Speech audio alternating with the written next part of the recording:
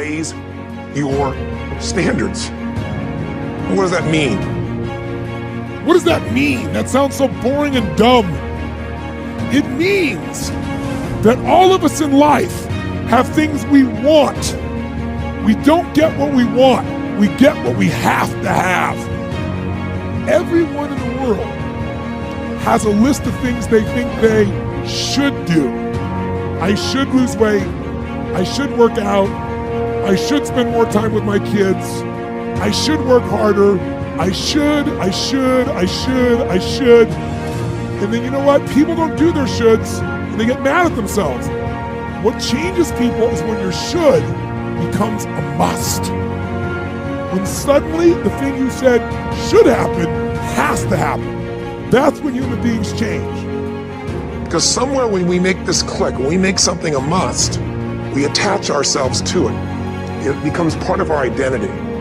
Human beings absolutely follow through on who they believe they are. If you said to me, well, I'm really going to work hard to stop smoking, but I've been a smoker my whole life, and I am a smoker. I know your days are numbered. You're going to be back smoking cigarettes again, because we all act consistent with who we believe we are. We live who we believe we are. That's just how it works. I'll give you an example. Look at your physical body. Your physical body today is an absolute reflection of only one thing, not your goals, not your desires, but your standards.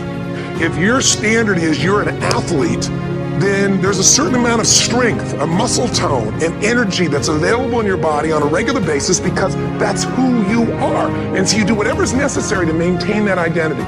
Because if you don't know who you are, you wouldn't know how to act. Once you lock in on that identity, your brain finds a way to keep you there. If you say, man, I'm overweight, I've always been overweight, I'm big boned, and that's the story you got, then you're going to always find a way to get back there. That's your settling point. That's your identity. That's where things lock in. If you see somebody who's in really great shape, you ask them, do you work out? You know the answer. Now, do you think those people that are out there working out 5 days a week, do they have more time than you do? Of course not. Is their life less busy? Of course not.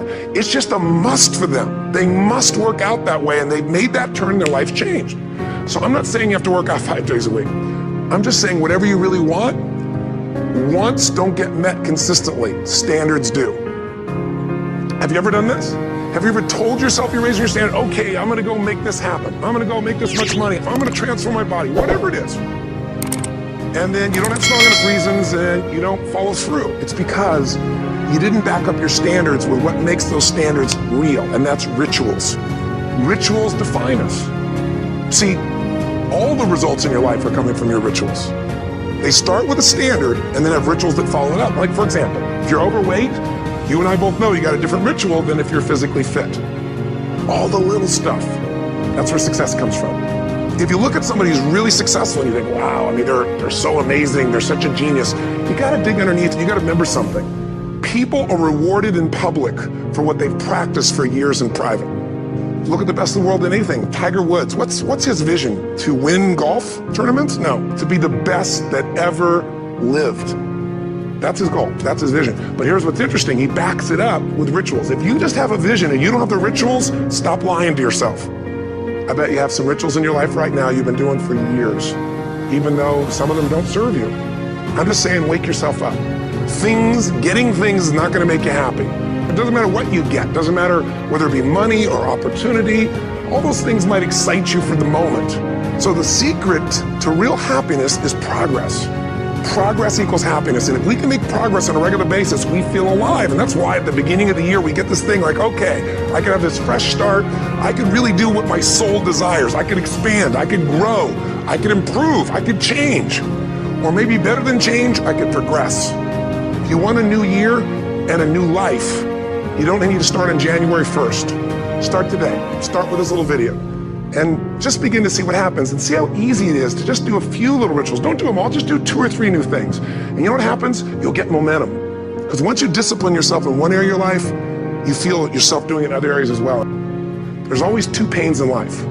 There's the pain of discipline, or there's the pain of regret. And discipline weighs ounces, regret weighs tons. You don't have regret. Don't let this year be like last. And if last year was great, still don't let it be that way. Raise the standard. The only thing that's going to make you happy, my friend, in this year or any other, is to step up.